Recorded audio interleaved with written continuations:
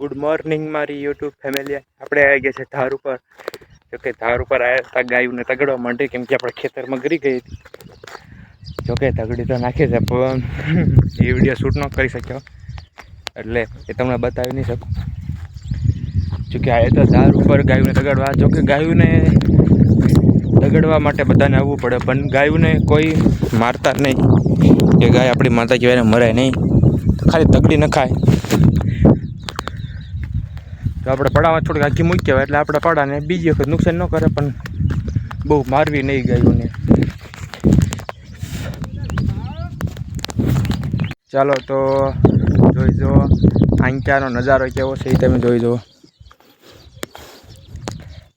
અને આંક્યા એક અમારા પાડોશી છે જે વાડીમાં બળદ ચલાવે છે, તો તમને દેખાડીએ બળદ કેવી રીતે ચાલે.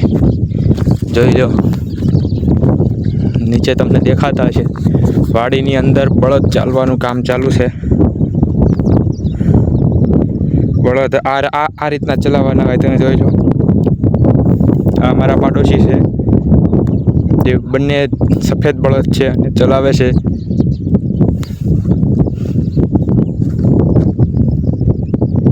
જોઈ શકો છો બળદ કેવી રીતે વાળે એ પણ તમે જોઈ લો.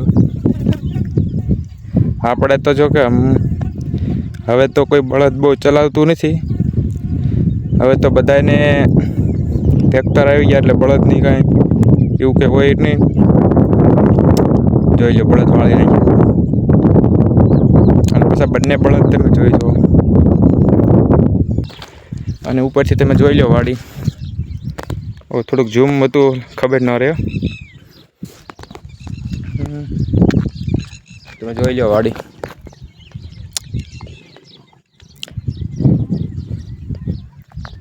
નજારો એકવાર જોઈ લો. અને આંક્યા પણ આપણે ટ્રેક્ટર મારી દીધું છે. આપણે આંક્યા પણ એક પાડોશી છે, એમને પણ આ સોયાબીન વાવી દીધું છે. તો હવે મળીએ એક નવા બ્લોગ સાથે. ત્યાં સુધી બધાને જય કિસાન, જય જવાન.